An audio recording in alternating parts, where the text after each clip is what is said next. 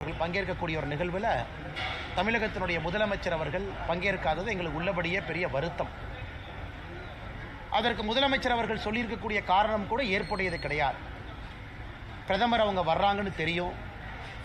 அதுவும் பிப்ரவரி மாதத்திலிருந்தே பாம்பன் பாலம் திறப்பு விழாவிற்காக நாட்கள் குறிக்கிறாங்கன்னு நமக்கு தெரியும். மாநில அரசோடு பேசுகிறாங்கன்னு தெரியும்.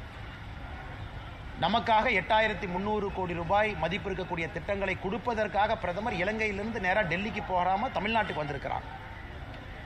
அப்படி இருக்கும் பொழுது பிரதமரை வரவேற்க வேண்டியது மாநிலத்தினுடைய நம்முடைய பிரதிநிதியாக இருக்கக்கூடிய முதல்வர் அவருடைய தலையாய கடமை. ஆனால் முதல்வர் அவர்கள் இதில் அரசியல் செய்து, ஏன்னா வெயில் ராமேஸ்வரத்தில் அதிகமாக இருக்குன்னு ஊட்டிக்கு போயிட்டார். ராமேஸ்வரத்தில் வெயில் 40 டிகிரின்னு நினைக்கிறேன், நல்ல வெயில். அதனால் முதலமைச்சருக்கு வெயில் தாங்காதார். அதனால் நேராக வண்டியை ஊட்டிக்கு வர்றா அப்படின்னு சொல்லிட்டு ஊட்டி குளிரில் போய் பதமாக இருக்கலாம்னு அங்கே போயிட்டார். அதனால் இதை பாரதிய ஜனதா கட்சி நாங்கள் வன்மையாக கண்டிக்கின்றோம். ஏன்னா முதல்வர் தன்னுடைய கடமையை செய்ய இன்று தவறிவிட்டார்.